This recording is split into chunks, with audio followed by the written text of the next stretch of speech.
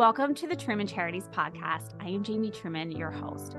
I'm one of the co-founders of Truman Charities. We are a 100% volunteer-based organization, and we have raised over $1.7 million for various different charities since inception. Truman Charities has 5 events per year, and 2 of them being smaller family fun fundraisers that my son, Dominic, who just turned 7, he hosts those fundraisers. A few weeks back, we hosted a fundraiser for Just Trying It. Just Trying It provides financial assistance to families with a child in treatment for pediatric cancer. It's a local charity. They hold this really wonderful kids triathlon once a year, and Dominic is participating in that triathlon October 1st. We were able to raise $3,446 towards Just Trying It. I'm very proud of Dominic. And of course, want to thank you for listening and participating in our organization. Without the support of everyone that is involved in Truman Charities, none of these events would be as successful as they are. And I really want to thank you first and foremost. I did want to do this podcast because I get this question a lot from moms in the area. So this is something that, as I've become a mom, has become something to think about that I didn't think about as a child. I grew up, I was one of 6 children. So money was always kind of an issue. We were not entitled about anything. We were not bratty or anything like that because really we didn't have much. We had what we needed, right? But there wasn't any extras. We knew the value of $1 and we knew a lot about, it took a lot of hard work to earn money. So I've heard this a lot from moms, and they're saying, how do we make sure that our kids don't become entitled and, like I said, bratty, and just they can't empathize with other people's situations, and they really think that they're like the center of the universe. And I remember when I met my husband, Jerry, and one of the wonderful things that I loved about him is I have a stepson who's 20. And when my husband started Truman Charities, he made sure that Zach was involved in all capacities. He made him come to the events, and he would speak at the events. He also would make sure that he was extremely involved in the before of the event and the after, the setup, the breakdown while we were there, checking people in. He was very much involved, and he still is. He comes back from college and he helps check people in. He's on our, calls, and he's very much involved within the organization.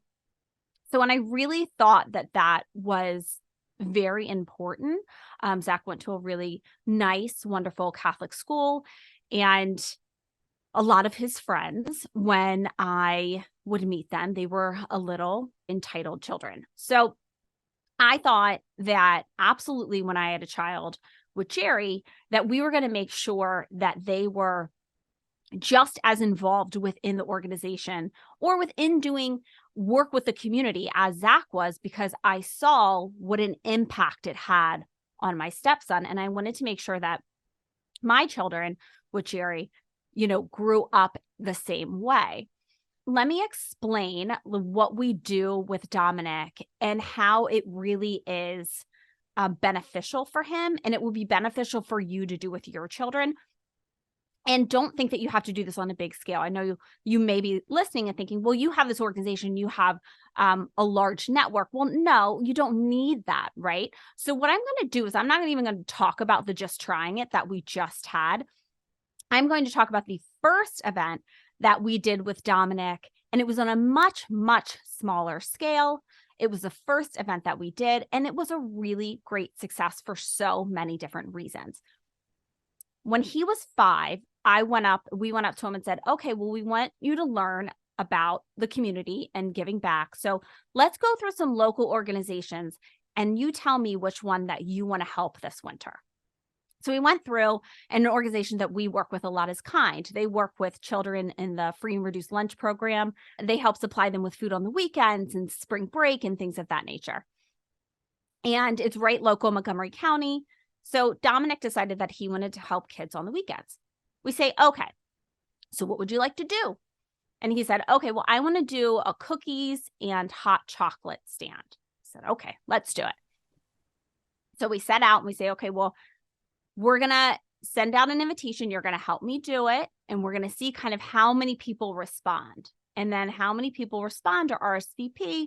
And you could do this like on a listserv. And this isn't something that you have to do on we have a mailing list, but we actually, for his first event, didn't use his mailing list. This is why I want to use this one. We did our community listserv. And then I also just went to his class email list. And then also asked the director if I could send it out to the other families at his school, just kind of like a big list, and stop by for some hot chocolate and some cookies. And we're taking donations. You get better RSVPs. So then you go by that number. And then, of course, you're going to add some extra, right? Of course, not everybody's going to show up, but then you figure out the numbers from there, because you're also going to put on the listserv and people are just going to stop by and not RSVP. And then also you're going to send out, what we did, which we thought was great, is in your community, you go out and you make signs. So took Dominic, we got our numbers, and we said, okay, now it's time for us to go to the store, and you're going to come with me and go to the store. We're going to go through how much we're spending, and we're going to see how much we need. And then after you get your items, after we got the hot chocolate and after we got the cookies, we said, okay, well, we need to do signs now too. So then you have to go to CVS, you get all your signs.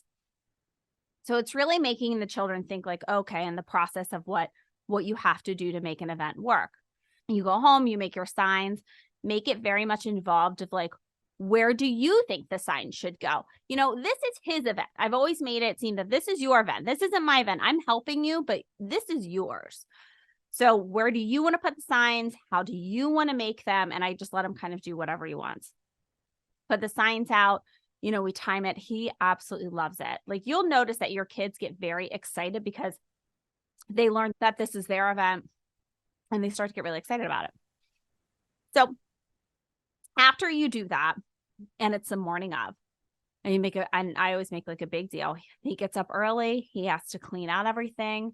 He has to set up everything. He has to get the cloths. He has to get the table. He has to help me make the signs. He has to get the donation, jar.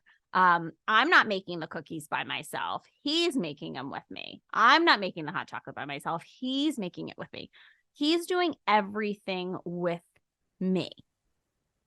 And then in the beginning of the event, you have them stand outside, talk to the people when they get here, take the donations. Of course, a lot of times when his friends arrive, after a little bit, of course, you let him go and you play and everything. But then after the event, which I think is really great, and this is kind of the best part of it, is we'll sit down and we'll take the kind event. So it costs $120 a year to feed one child. So we would go through the money and we say, okay, so we're doing this as volunteers. We're covering the cost of the event, right? That's what our contribution is. We're hosting the event and we cover the expense of the event. And we do that for all of our events. So we're going to do that too. 100% of this money is going to go to the organization. So let's see, out of $120, right? Then you break it down to then it's $10 per month. Then I would go, okay, so let's see how many months that we can help a child.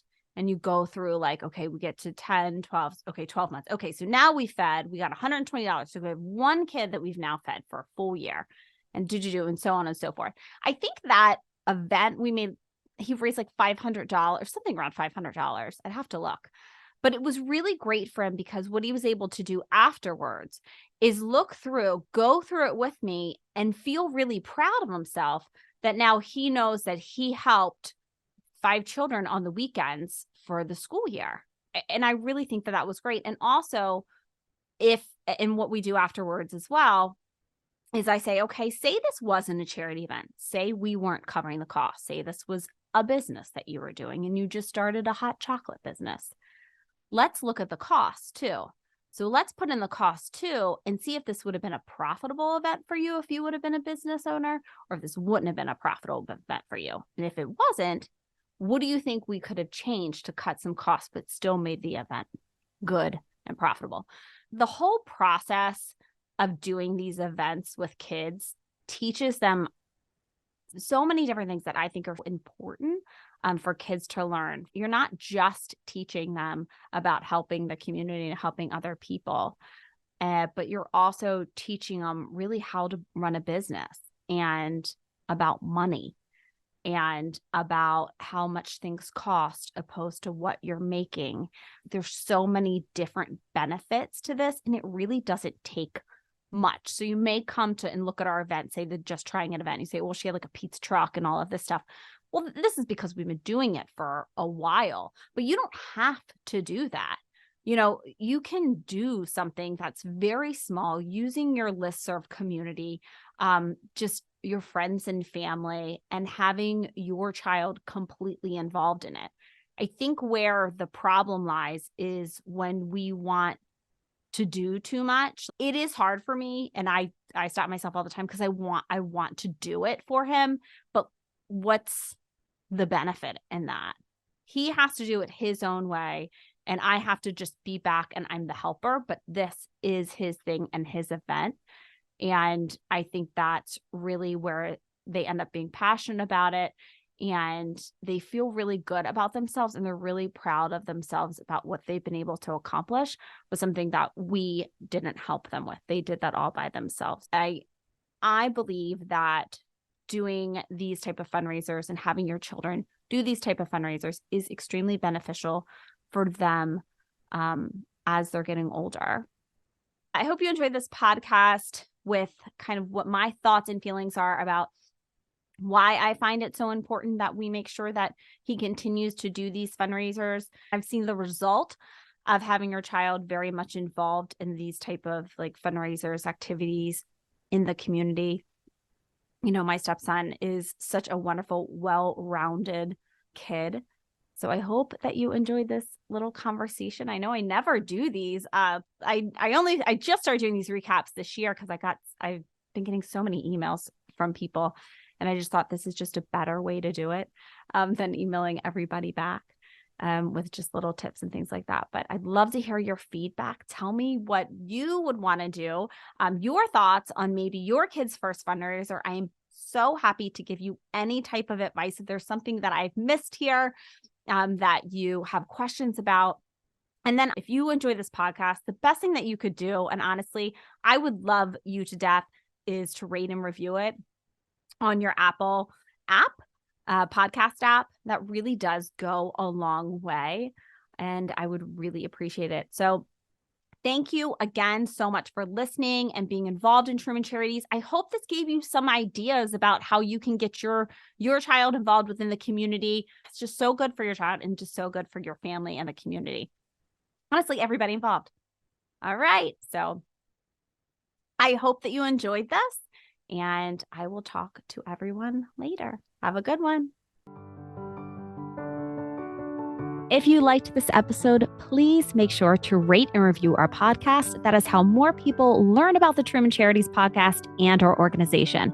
And to make sure you don't miss any of our future episodes, subscribe.